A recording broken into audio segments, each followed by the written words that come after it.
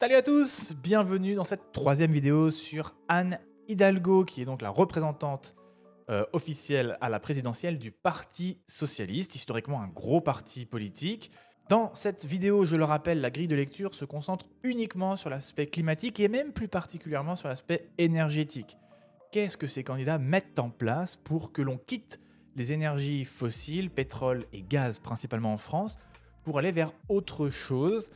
Est-ce qu'ils abordent également des grands concepts qui sont prônés, poussés par la communauté scientifique, comme la sobriété énergétique, comme l'efficacité énergétique et comme l'adaptabilité? L'objectif, ça va être un petit peu de démêler tout ça, de voir s'ils sont sérieux sur la question ou si c'est histoire de mettre deux, trois mots dans leur programme, histoire de dire qu'ils s'en sont occupés, mais finalement, ils s'en foutent. Hop, nous y voici. Donc nous sommes sur 2022 avec hidalgo.fr. Et on va immédiatement se diriger vers la partie qui m'intéresse moi tout particulièrement. Donc on va télécharger le programme et on se retrouve avec un joli PDF de 44 pages sur le programme d'Anne Hidalgo. Nous voici donc sur la partie qui m'intéresse tout particulièrement. Donc là, on est clairement, ça y va, l'écologie, le combat du siècle, boum, on pose un petit peu les sujets sur la table, ça rigole pas. Pour la planification écologique, qui est un point que je n'avais pas encore vu chez d'autres candidats. L'ensemble de la puissance publique doit se mobiliser dans la lutte contre le réchauffement climatique.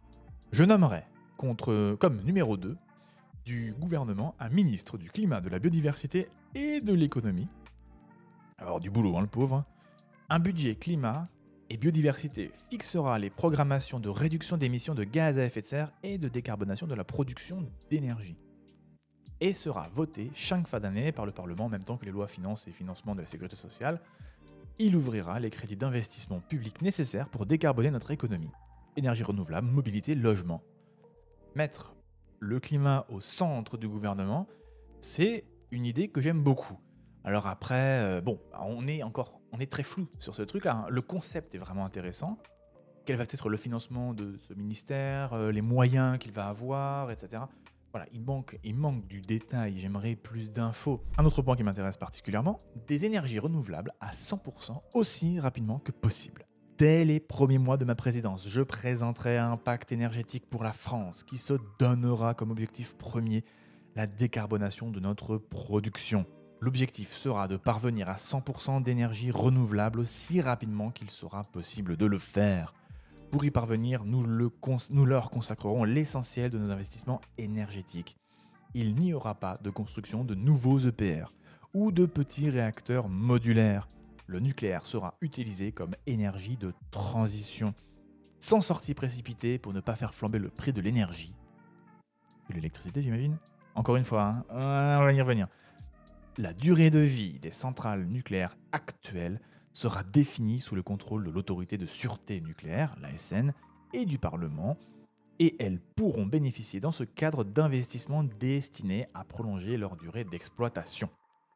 Alors, première chose qui vient ici, c'est la sortie du nucléaire qui est donnée ici, mais la sortie du nucléaire, c'est-à-dire tranquille. On va jusqu'à la fin de vie du parc actuel, on renouvelle rien du tout, pas de nouvelles constructions, mais tant que c'est possible, on fait durer les centrales nucléaires jusqu'à leur fin de vie absolue. Encore une fois, confusion, maladresse sur énergie et électricité. Alors, elle aborde pas du tout l'aspect énergie fossile. Alors, j'imagine que l'objectif, c'est effectivement de parvenir à 100% d'énergie renouvelable. Ça veut dire que on quitte pétrole et gaz dans son programme. C'est un sacré morceau, hein. Vous avez ici un schéma que j'aime beaucoup, qui est la consommation finale d'énergie en France pour l'année 2020, qui est vraiment le type d'énergie que la France a eu besoin d'utiliser pour faire les trucs que la France fait, le fonctionnement de la France. Et vous voyez que la France elle a besoin de 42% d'énergie sous forme de pétrole, 20% sous forme de gaz, 25% sous forme d'électricité, un petit peu de chaleur et du bois, et un tout petit peu de charbon. Le véritable enjeu de la transition énergétique pour aller vers du 100% renouvelable, c'est comment on quitte pétrole et gaz pour aller vers du décarboné. Ça n'apparaît pas dans son discours.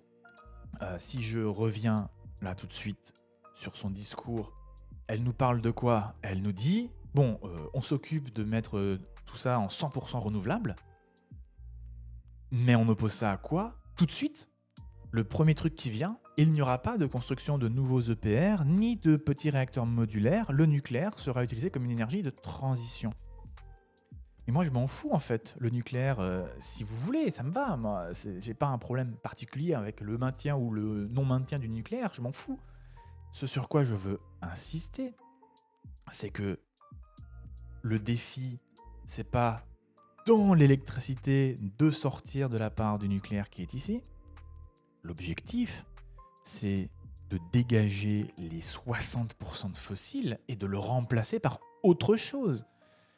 Et là, dans son discours, on n'a pas vraiment de période non plus. On n'a pas de bon, bah, ça sera fait en 2050, en 2030. On n'a pas de programme, on n'a pas de calendrier. Il manque l'investissement. Combien on met sur la table pour faire cette fameuse transition? Combien de temps?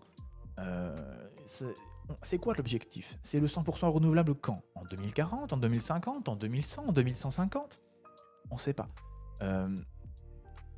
Qu'est-ce qu'elle compte faire? Mettre de l'éolien? Mettre du solaire? Rien du tout. C'est-à-dire qu'on retire toutes les énergies fossiles d'aujourd'hui, on retire le nucléaire d'aujourd'hui et on fonctionne avec ce qui est déjà installé? Pourquoi pas? Ça pourrait marcher aussi, hein. C'est juste que, bon, on aura un peu moins d'énergie. Autre point, plutôt intéressant, c'est ce petit 13, vers des mobilités durables pour tous. Alors ici, je vais pas tout lire, mais le début m'intéresse particulièrement, surtout qu'il me fait un peu grincer des dents. Chacun doit avoir accès dans son quotidien à des moyens de transport non polluants et décarbonés, à un coût abordable. En partenariat avec les constructeurs et les loueurs de voitures, un système de leasing social sera créé. Des véhicules électriques seront accessibles aux particuliers pour un coût mensuel inférieur aux frais d'un véhicule à essence. Alors moi, ça m'agace un petit peu que on considère que la voiture électrique est un véhicule non polluant et décarboné.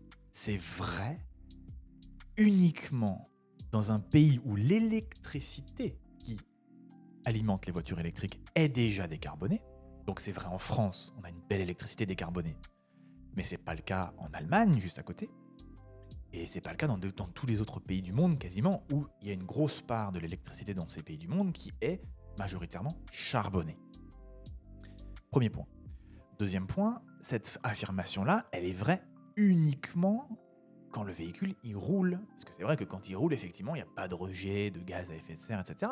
Mais à la fabrication, ce véhicule, il est polluant et carboné. Les métaux qui composent la voiture, la batterie et tout le réseau de bornes électriques qu'il va falloir installer sur le pays, tout ce métal, il faut bien aller le chercher quelque part. Donc ça veut dire faire fonctionner de la mine, faire fonctionner des machines qui vont broyer la roche, qui vont récupérer le métal, puis le transporter ailleurs pour qu'il soit... bref, vous avez compris le process. Les véhicules électriques ne sont pas non polluants et décarbonés. Ils sont dans des pays avec une électricité très bas carbone. Quand ils circulent, ils émettent peu. Oui, il y a un véritable débat de fond, parce que c'est technique. Le véhicule électrique n'est pas absolument vertueux et magique. Les véhicules électriques sont des belles alternatives pour des utilisations qui sont très demandeuses de kilomètres. C'est-à-dire qu'il faut épuiser les véhicules électriques pour qu'ils soient rentables. Je pense typiquement à des applications comme les véhicules de la Poste qui circulent, qui font des dizaines de milliers de kilomètres par an. Les électrifier, ça fait parfaitement sens. Ça, c'est important et c'est trop peu présent dans le débat sur le véhicule électrique. Ça m'agace. Donc elle continue. Les aides à l'acquisition de véhicules électriques et au rétrofit seront renforcées par la création d'un prêt à taux zéro pour la mobilité durable. 1 million de bornes électriques supplémentaires seront déployées dans tout le pays. Pour une fois, les métaux, etc. pour les fabriquer. Avec une priorité sur les zones rurales. Et c'est bien normal, c'est là où il y a le plus de difficultés à fournir autre chose que la voiture pour se déplacer. Dans un plan national, construit avec les collectivités territoriales pour les infrastructures électriques et basé sur l'hydrogène. On s'arrête là. Il n'y a pas d'information plus, quoi. C'est-à-dire que qu'est-ce qu'on fait avec l'hydrogène? Est-ce qu'on a une idée du volume que l'on veut produire? Sous combien d'années? Est-ce que c'est encore des recherches? Est-ce que c'est déjà prêt? Est-ce qu'on fait de l'hydrogène gris, vert, bleu? On ne sait pas. Qu'est-ce qu'on fait de ça comme information? On n'a pas plus de détails et moi j'ai besoin de plus de détails. Elle termine par: nous investirons massivement dans le ferroviaire, c'est une bonne idée. Et globalement, elle veut également mettre une grosse taxe d'empreinte carbone sur les billets d'avion pour les vols qui sont intra-territoriaux quand il y a une alternative, notamment ferroviaire. Petit 14, autre point qui est très prisé par les politiques, c'est les logements bas carbone, la reconstruction de notre siècle. 12 millions de personnes sont aujourd'hui en situation de précarité énergétique, soit plus d'une personne sur 6. Nous mènerons un grand plan pluriannuel de rénovation énergétique des bâtiments basé sur un nouveau dispositif. Aucun frais à avancer au moment des travaux. Le remboursement, dont l'ampleur dépendra du niveau des revenus, se fera au moment de la revente ou de la succession. Ce dispositif permettra la rénovation complète et performante de 760 000 logements privés par an, soit 22 millions de logements d'ici 2050. Dans le parc locatif, les loyers seront encadrés en fonction de la performance énergétique du logement. L'énergie étant un bien de première nécessité. La TVA sur la facture de gaz naturel et d'électricité sera baissée pour les particuliers et transitoirement. Comme mesure de pouvoir d'achat, la baisse sera également appliquée pour les carburants en cas de flambée du prix à la pompe. Alors on part un peu dans tous les sens, on était sur les logements bas carbone et du coup on finit sur le prix à la pompe. Mais soit, c'est les mêmes remarques que pour Nicolas Dupont-Aignan, à savoir est-ce qu'on a suffisamment de personnel qualifié pour justement permettre cette rénovation complète de tous ces logements. Est-ce qu'il ne faut pas passer par plus de formation, plus de recrutement? Est-ce qu'on a aussi l'approvisionnement en matériaux qui sont nécessaires et indispensables? Des petites choses et il y a des détails tout de même importants à prendre en compte qui ne sont pas abordés dans son document. Alors par contre, je tiens à noter quand même qu'il y a une mesure que j'avais pas encore vue, qui est le fait que les frais ne soient pas à avancer, donc c'est l'État qui paye en quelque sorte, et que le remboursement ne doit être fait uniquement que à la revente ou à la succession du bien. Ça veut dire que vous pouvez avoir une rénovation complètement gratuite en quelque sorte pour 20, 30, 40 ans si vous restez dans votre logement. Ça, c'est hyper incitatif. C'est, je trouve, plutôt malin pour amener les gens à faire les travaux. Alors maintenant, il y a l'éternelle question, comment est-ce qu'on finance ça, etc. C'est quelque chose sur lequel j'ai pas trop envie d'entrer parce que l'économie ou l'argent, en quelque sorte, et on le voit à chaque fois, bon, bah, si on veut vraiment du pognon, en général, on l'obtient. Donc c'est plus une question de volonté politique de dire j'ai envie de mettre beaucoup d'argent sur ça, boum, on fait ça, maintenant, on se concentre là-dessus, et puis basta. Et c'est tout. Nous avons fait le tour du programme politique d'Anne Hidalgo sur la question climat, énergie. Ben, en fait, je suis relativement déçu, voire même un peu choqué, parce que c'est quand même la candidate qui représente le Parti socialiste, qui est un gros morceau de la politique française.